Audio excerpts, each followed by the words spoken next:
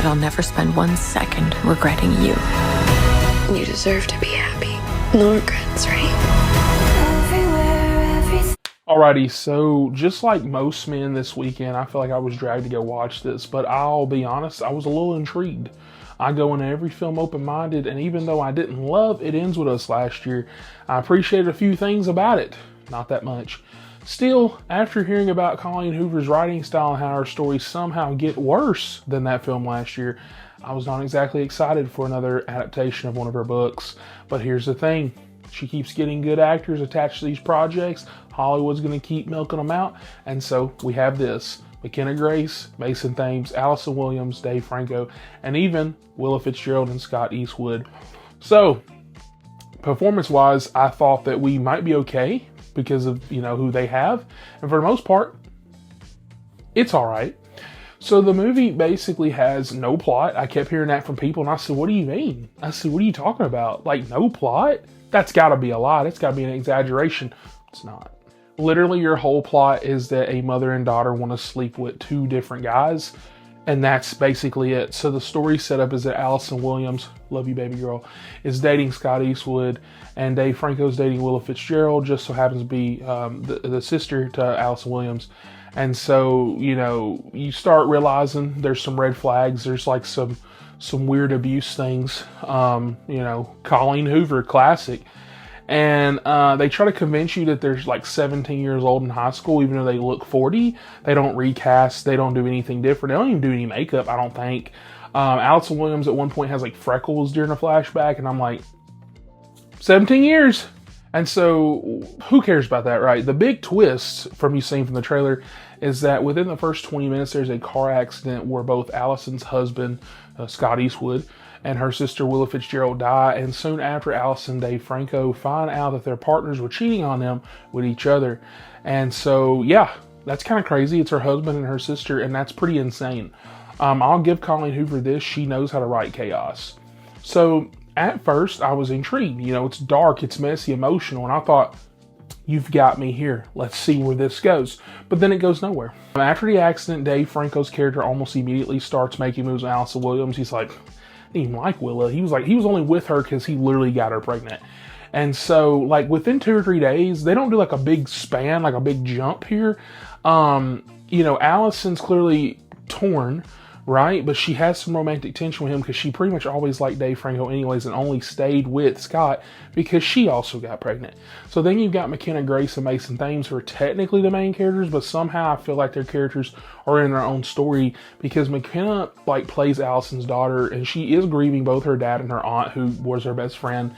But for some reason, she doesn't even know how they died in the same car. The big plot thing is that they're like, we can't tell her. And I'm like, how does she not know? Does she just think that they just coincidentally, that just happened? I'm confused, okay? She's confused for no reason.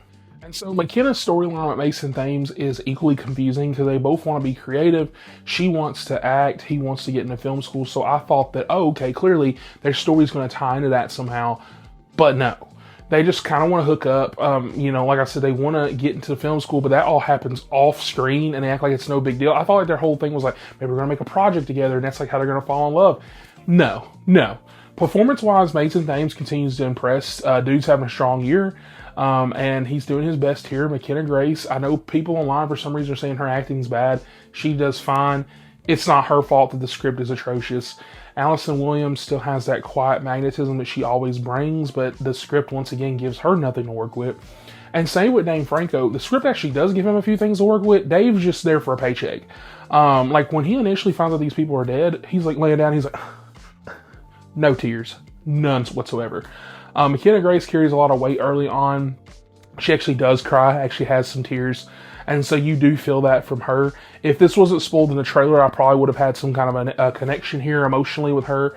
I feel like if It Ends With Us was like melodrama with a message, which is not a good message, Regretting You is that melodrama with no purpose. Because it feels like a Lifetime or like Hollywood movie where everyone's just sad, horny, or confused. And you're stuck waiting for something meaningful to happen. The mother-daughter tension between Alison and McKenna could have been great if it were developed properly. And instead we get repeated arguments that kind of lead nowhere.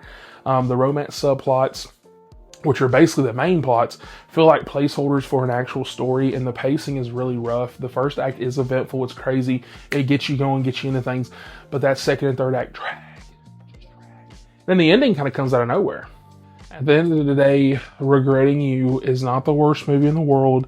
It's just aggressively mediocre. It has a solid cast trapped inside a paper-thin story. That's the problem. There are moments of potential buried under some piles of melodrama, and the emotional beats just don't really land. It's a movie about grief and love and betrayal and even motherhood when you think about it, but it never actually commits to saying anything about any of them. It's just very surface level shock value, awkward romance, and a bunch of people really waiting for closure that never really comes. So with that, I'm going to give this movie a 4.5 out of 10. It's a decent cast based on a story that does not know what it wants to be. And so with that, do you know what you want to be? A subscriber to the channel? Yes, you do. We're about to hit 1,000 subscribers soon. We're about like 360 away at the time of recording. So hit that like and subscribe button if you enjoyed this review. And if you didn't enjoy this review, hit that like and subscribe button. Watch me improve. It's okay. And yeah, with that, I will catch you guys on the next one. And I guess if you somehow saw this, comment down below. Let me know your thoughts on this movie. And let me know what you think about the one with Tyreek Withers and Micah Monroe next year. I don't even know what that one's called. That plot seems insane as well. If you don't know, real quick before I let you guys go, she basically meets this guy, they fall in love, she kills him in a car accident. It's heavily implied that maybe she was like under an influence or something like that, goes to prison, gets out of prison, then immediately is like his best friend? Who fucking writes this shit? Goodbye. Goodness, leave. We couldn't know.